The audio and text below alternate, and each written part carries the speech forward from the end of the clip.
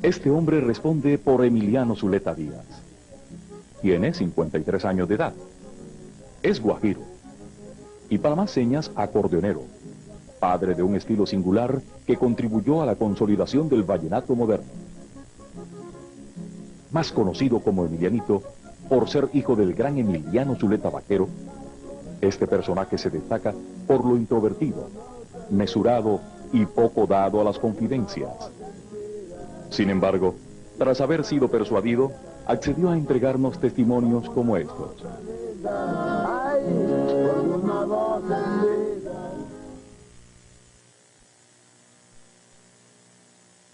La infancia mía fue una infancia como todos los muchachos de los pueblos, un muchacho pobre, criado en la montaña con mis hermanitos todos. Yo soy el mayor de mi casa, de mis hermanos, somos 8 hermanos. Mi mamá y mi papá tenían una pequeña finca allá en la cordillera del Perijá. Allá todos vivíamos reunidos en el monte, trabajando con mi papá, las labores de la finca, de ordeñar una vaca, de limpiar una roza, de sembrar una matamalanga. Hacíamos, allá en mi finca, en mi casa había estancia, hacíamos panela, una vida paupérrima, una vida pues crítica, porque uno cuando en mi época éramos muy pobres y entonces vivíamos muy precariamente. Después que fuimos creciendo, los más como yo, en la casa del mayorcito, salíamos a estudiar a Villanueva, Guajira, a estudiar a los colegios, a las escuelas públicas, a los colegios de enseñanza primaria. El mayor en mi caso soy yo, somos 8 hermanos, yo soy el mayor. El segundo es una hembra, y mi compadre Poncho es el tercero, que inclusive está más viejo que yo soy mayor que él 5 años. Nuestro invitado esta tarde es nada menos que Emiliano Zuleta Díaz, acordeonero, compositor y sin lugar a dudas artífice del vallenato moderno. Su estilo, tan conservador como audaz, ha servido de escuela a toda una generación de acordeoneros. Él es el protagonista obligado de este capítulo musical, porque en él han nacido muchas canciones. Bienvenidos. Aquí nacen las canciones.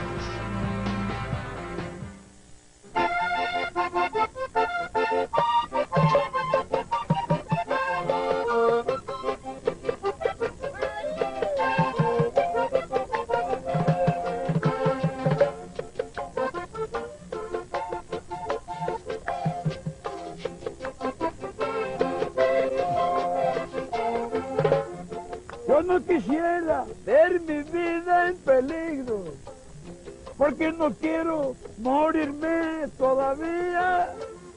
Yo no quisiera ver mi vida en peligro, porque no quiero morirme todavía. 1950. Tiempos duros. El prestigio de la música de acordeón es precario y tan poco honroso que lo último que el viejo Emiliano estaba dispuesto a permitir es que uno de sus hijos fuera acordeonero. Yo me acuerdo que a mí me pegaba mucho. Yo mi papá tocaba el acordeón y lo guardaba en un escaparate. Cuando por cualquier circunstancia tocaba, se emborrachaba y se acostaba en su hamaca y lo dejaba en un sofá de la casa, yo lo cogía escondido y iba para el patio a tocar. Entonces él, cuando lo oía, se levantaba con una correa y decía a volarse: vamos a hacer música. Mi mamá y mi papá: tú tienes que estudiar, pero no me pegaba. Resulta que lo prohibido es más apetecido. Fui yo creando esa ilusión de la música y esa prohibición que me hacían del mismo. Entonces me fui enraizando más por mi acordeón. Yo quería ser acordeonero. Yo no dormía, pero no tenía la oportunidad de poder coger el instrumento. Pues yo a veces me iba para la montaña a trabajar. Entonces duraba meses sin ver el acordeón. Cuando yo venía desde la montaña a Villanueva, me preocupaba por el acordeón, pero no tenía la suerte de que me lo prestara mi papá, que me dijera, Villalito, tómalo y yo te enseño una cosita. Nunca me enseñó una sola nota. Es más, a más de que me lo negaba, pues enseñármelo era peor, menos. Entonces, pasan los años, ya yo era un hombrecido como de unos 11 años o 10 años, cuando mi mamá y mi papá vieron que yo lloraba el acordeón. Yo tenía mi vida inclinada al instrumento. Vino mi papá y me regaló un esto de dos hileras. Creo que decía Horner Erika, que fue la alegría mía. En el mismo momento hizo un conjunto. Sin embargo, Emilianito Zuleta sospecha del acordeón. Con razón, porque los acordeoneros de esa época eran juglares, es decir, trotamundos sin techo, suelo ni domicilio conocido. Yo, a pesar de saber que tenía que ser acordeonero o acordeonista, eso sabía yo dentro de mi ser, también sabía que tenía que estudiar. Y se hace profesional. No una, sino 2 veces. Ingeniero agrónomo y economista.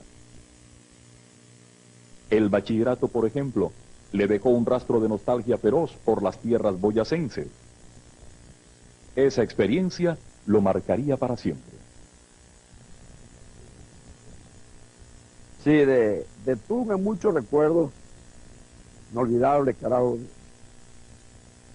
A veces me acuerdo de Tunja hasta lloro, porque es que no tuvimos ya en Tunja casi 11 años, mi hermano y yo, estudiando ya, y cuando Tunja era una ciudad totalmente fría, más que ahora, una ciudad despoblada, una ciudad solitaria, y a pesar de eso nosotros adoramos a Tunja muchísimo, lo queremos. En el momento yo, por ejemplo, yo adoro mucho a Boyacá y adoro a su gente, porque ya fue donde nosotros nos educamos, se puede decir, en Boyacá. Pero allá nacieron muchas cosas bonitas, anécdotas muy bonitas. Por ejemplo, yo antes de ir para Tunja, yo hacía pues mis cancioncitas. Estudiando ya en Tunja, me vine una vez para Valledupar con mis amigos de colegio. En esa época no sé, yo no sé en Petrán, transporte terrestre. Vine a Valledupar y me gusté con Afro Gutiérrez. Yo venía de Tunja con mis amigos y compuse en el camino una canción. Yo tenía aquí una novia en esa época, Cristina Miguel. Entonces llegué yo, mis amigos, llevo trago, dientes y tal. Por Gutiérrez le conté por allá una parada, no, de Tunja. Le canté la canción y yo digo, este canto bravo yo. A mí fue una sorpresa porque es un muchacho como yo, empezando y que ya le daba una canción, la cual fue hasta un éxito. Afro Gutiérrez grabó la canción y empezaron a venirme regalías de Medellín, de la disquera de discos. A mí me venían los Marconi de allá de Medellín al colegio Boyacá, realizándome los giros, eran trimestrales, eran cada 3 meses, eran trimestrales. Y tú sabes que mi compadre Paul tuvo el descaro de falsificarme las firmas e ir allá donde a realía, pues fue el cheque. Allá se pagaba allá en la postal. ¿Qué pasa con mi gobierno? Yo a Patica de Medellín, 6 meses, ya voy yo allá, ¿dónde? En su casa. Mi compadre Poncho me robaba, oiga, ya era tan peladito él, y empezaba a robar ya, sin vergüenza. Bueno, entonces, esa canción fue un éxito de Joe Gutiérrez, nacionalmente. Sobre todo porque es un canto que dice mucho, porque se habla de un estudiante que está lejos de su casa, que tiene la novia en Valledupar, que llora y cuando viene de vacaciones no encuentra un momento de llegar a ver a la novia para un besito. Una canción romántica. Ahí empezamos, ahí se empezó a componer música romántica en esa época.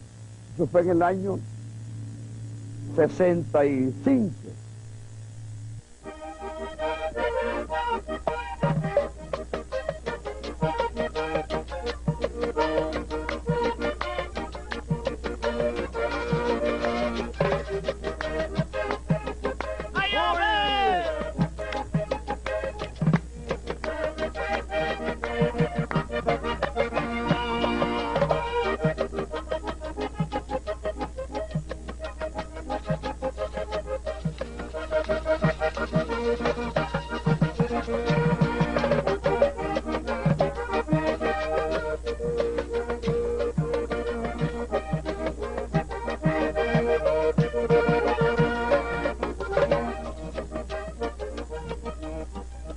¡Qué emoción siente Emilianito! ¡Qué emoción siente Emilianito! Cuando sale de vacaciones voy a ver a mi cariñito, donde tengo mis emociones. Esos días los vivo pensando y a veces me pongo a llorar cuando pienso en Valledupar, donde tengo mi amor real. ¡Ay, Cristi!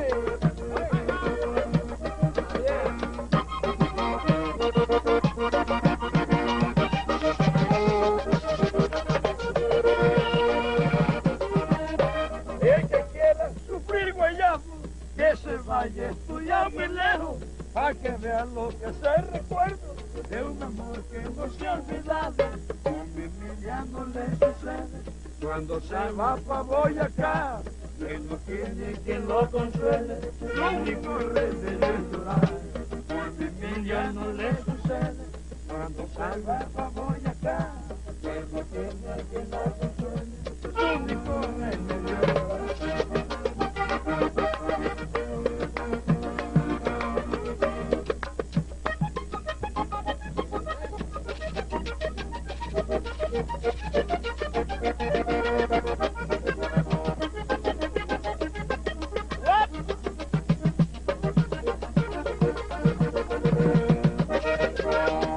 Oye, Herman.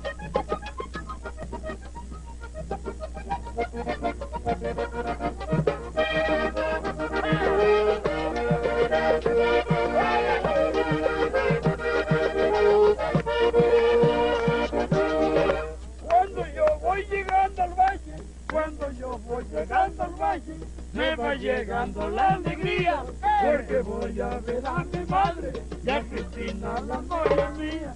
Y si pudiera imaginar esa gran desesperación, y que pudiera valorar la tristeza de gran dolor. Y si pudiera imaginar esa gran desesperación, y que pudiera valorar la tristeza de gran dolor.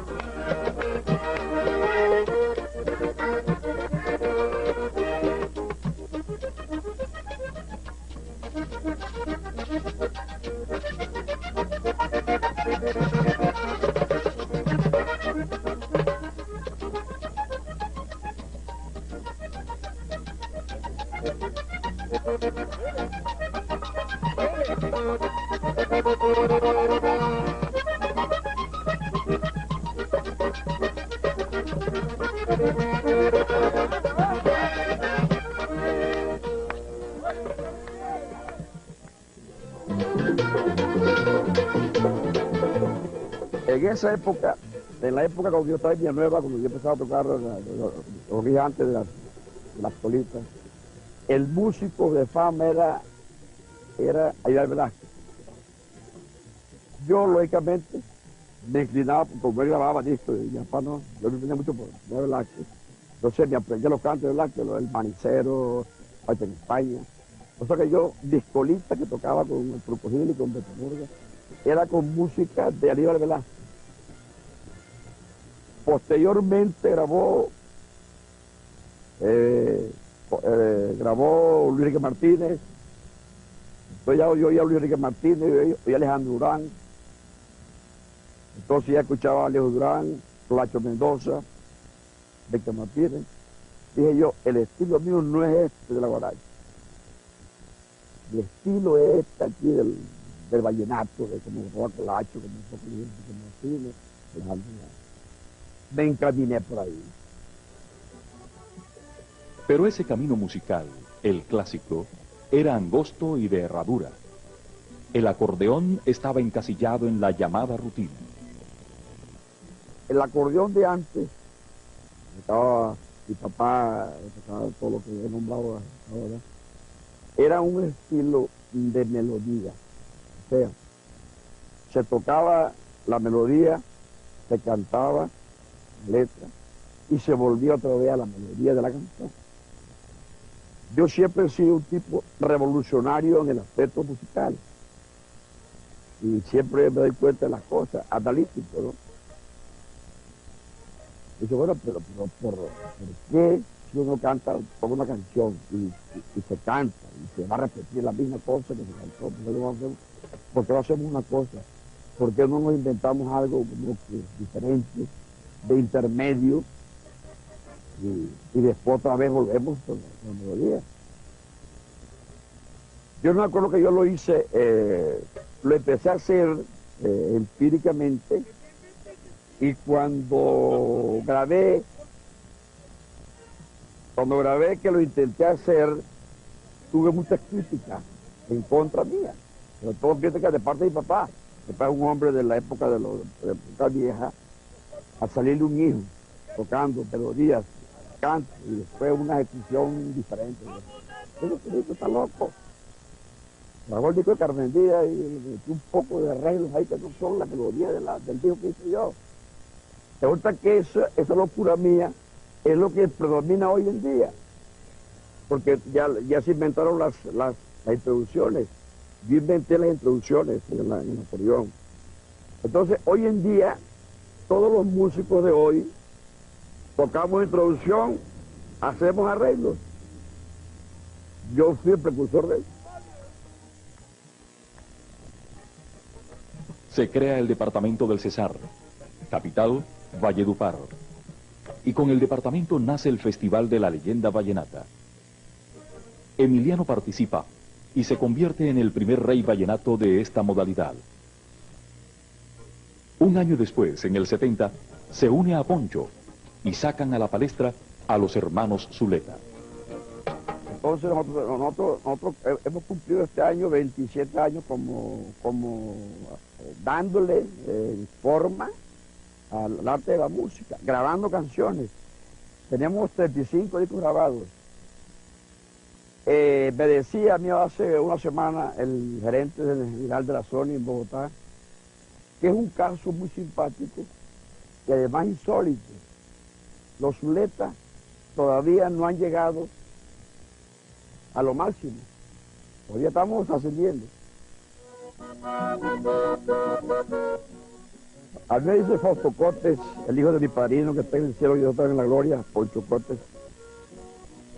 Me dice Fausto Cotes, Emilianito, tú eres mejor compositor que acordeonero. Yo le digo a él que no. Yo nunca me he sentido compositor. Me he sentido acordeonero, me siento a cabalidad.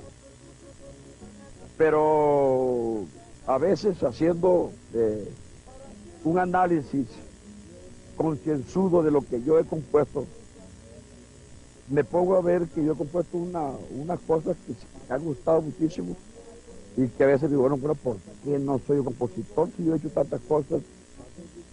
No como Escalona ni como Leandro Díaz, si son cosas que... es más, tengo el privilegio, sin ser compositor, de haber ganado una canción inédita en Valledupar en el concurso de canción inédita, en primer lugar. Entre otras cosas, me parece que de los cantos bonitos que yo he hecho es ese, Mi Acordeón, donde yo narro la historia donde se narra la trayectoria del acordeón, la procedencia histórica del acordeón, cómo se quiere un acordeón, cómo se compara un acordeón. De un bello jardín y como los labios de una mujer que cuando estoy triste me hacen reír y hasta me siento rejuvenecer. Es el acordeón mi razón de ser y yo sin él nunca podré vivir. Es el acordeón mi razón de ser y yo sin él nunca podré vivir.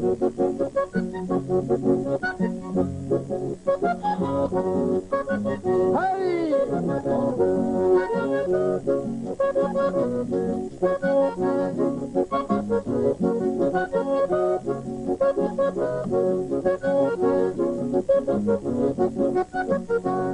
El acordeón tiene una sonrisa y una elegancia muy especial. El acordeón tiene una sonrisa y una elegancia muy especial. Es como una muchacha bonita, esa que tiene Valledupar. Es como una muchacha bonita. Lo he dicho siempre, sin tapujos y sin pelo en la lengua. Yo creo que no nace más nunca un Rafael Escalona y un Leandro Díaz. Stop. Una respuesta interesante, si tenemos en cuenta que quien así habla es el Rey de Reyes de la canción inédita del Festival Vallenato. Entonces me puso a ver cómo está mi apartamento. Aunque yo soy guajiro, pero quiero mucho a Valledupar, a Cesar. Puse a estudiar cómo estaba mi gente, cómo vivimos, como yo era estudiante en el Operena, y cuando yo tocaba con Tircito Maya, con el doctor Evelio Daza, que eran mis guacharaqueros y mis cajeros allá en el Operena, tocábamos nosotros en madrugada con unas latas, a mis novias, dormíamos donde queda hoy en día los Carares, nosotros dormíamos en el suelo ahí, y el acordeón yo me lo amarraba de un pie para sentir cuando alguien me lo jalara. Entonces esas cosas ya no se ven en Valledupar. Valledupar no es el mismo de antes. Eso me inspiró para hacer una canción dedicada a mi Valledupar del alma. Yo soy villanuevero de nacimiento, pero soy valleduparense por adopción. Yo me quiero mucho a Valledupar y me quiero del alma hasta el punto de que estoy diciendo que sacrifico mi vida, mis manos por Valledupar. Que yo su vida por salvarnos a nosotros. Si yo pudiera sacrificar mis manos, lo único que yo tengo ahí para poder vivir. Y yo algún día mi valle transformado, formado de esperanza y un lindo porvenir. Ya no es el valle que conocí aquel día, cuando en el Operena, ahí lo comencé a querer. Y era un muchacho que a veces amanecía, tocando serenata, subido en un andén.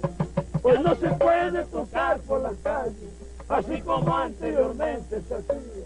Pues no se puede tocar por las calles, así como anteriormente se hacía. De que parte un disparo no sale, no vale lo que antes valía. Aquí ninguno responde por nadie, ese es el plato de todos los días. Aquí ninguno responde por nadie, ese es el plato de todos los días. ¡Ay, hombre!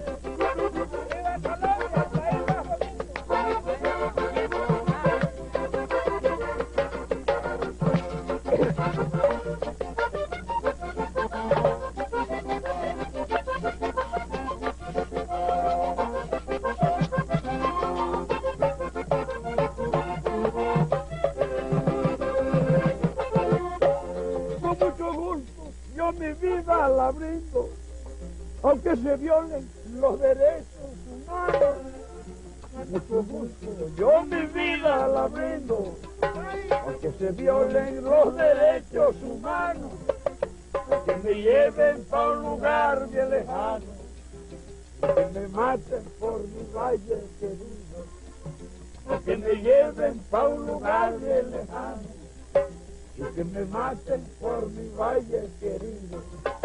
Simón Bolívar me enseñó a comprender que el hombre tiene que pasar a la historia, que mi muerte contribuya también para que cese la violencia en Colombia.